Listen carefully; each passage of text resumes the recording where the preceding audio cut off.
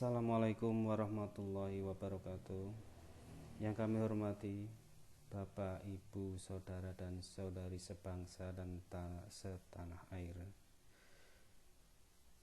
Perkenankanlah saya sekedar menyampaikan sedikit yang saya ketahui mengenai asesmen nasional. Namun sebelumnya perkenankanlah saya memperkenalkan diri.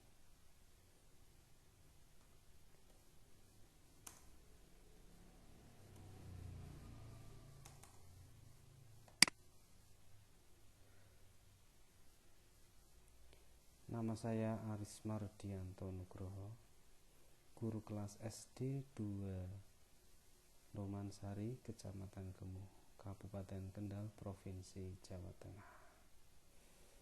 Sengaja saya sampaikan sedikit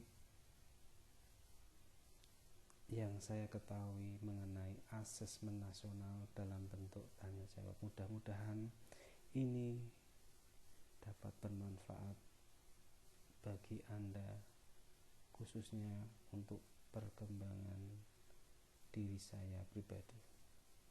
Langsung saja kita mulai.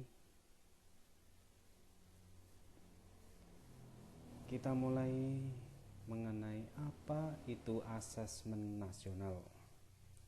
Asesmen nasional adalah program penilaian terhadap mutu setiap sekolah, madrasah, dan program kesetaraan pada jenjang dasar dan menengah.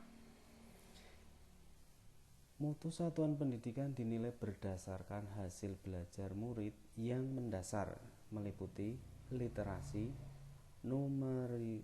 numerasi, dan karakter, serta kualitas proses belajar mengajar dan iklim satuan pendidikan yang mendukung pembelajaran. Informasi-informasi tersebut diperoleh dari 3 instrumen utama, yaitu Asesmen Kompetensi Minimum atau AKM, survei karakter, dan survei lingkungan belajar. Mengapa perlu ada asesmen nasional? Asesmen nasional ini diperlukan untuk meningkatkan mutu pendidikan dengan dirancang menghasilkan informasi yang akurat guna memperbaiki kualitas belajar mengajar dan pada akhirnya akan meningkatkan hasil belajar murid. Asesmen nasional menghasilkan informasi untuk memantau, yang pertama, perkembangan mutu dari waktu ke waktu, dan yang kedua, kesenjangan antar bagian di dalam sistem pendidikan. Misalnya, di satuan pendidikan, antara kelompok sosial ekonomi di suatu satuan wilayah antara sekolah negeri dan swasta. Apakah asesmen nasional menentukan kelulusan peserta didik? Jawabannya adalah tidak. Asesmen nasional tidak menentukan kelulusan. Asesmen nasional diberikan kepada murid bukan di akhir jenjang satuan pendidikan.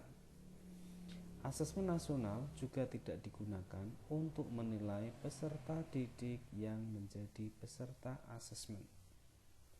Artinya di sini adalah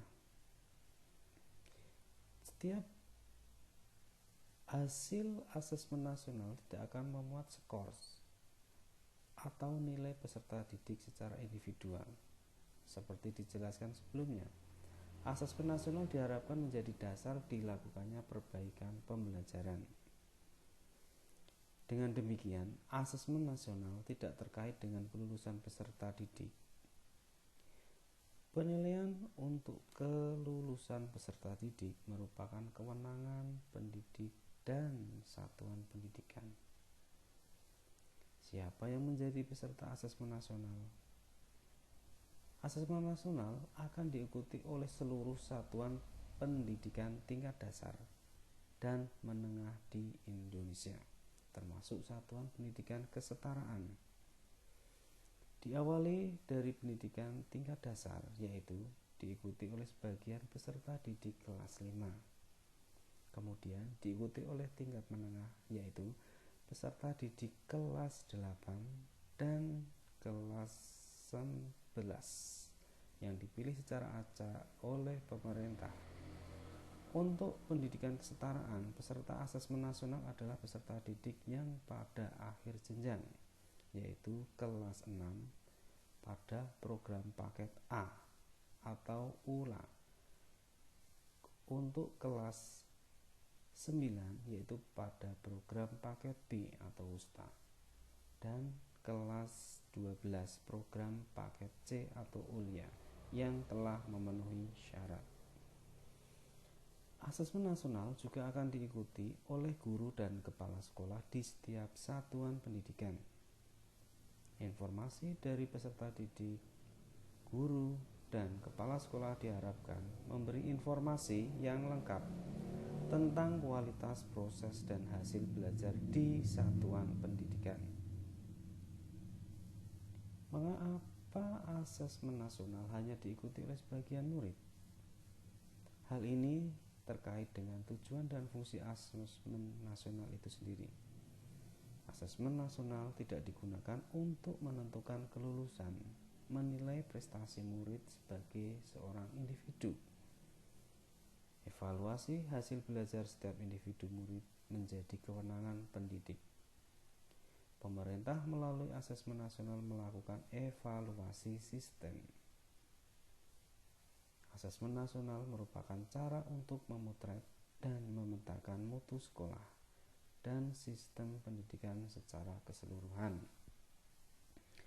Karena itu, tidak semua murid perlu menjadi peserta dalam asesmen nasional. Yang diperlukan adalah informasi dari sampel yang mewakili populasi murid di setiap sekolah pada jenjang kelas yang menjadi target dari asesmen nasional. Demikian yang bisa saya sampaikan. Saya pribadi mohon maaf sebesar-besarnya, masih banyak kekurangan baik dari penyampaian materi maupun pengetahuan saya. Saya akhiri, wabillahi taufik wal hidayah. Wassalamualaikum warahmatullahi wabarakatuh.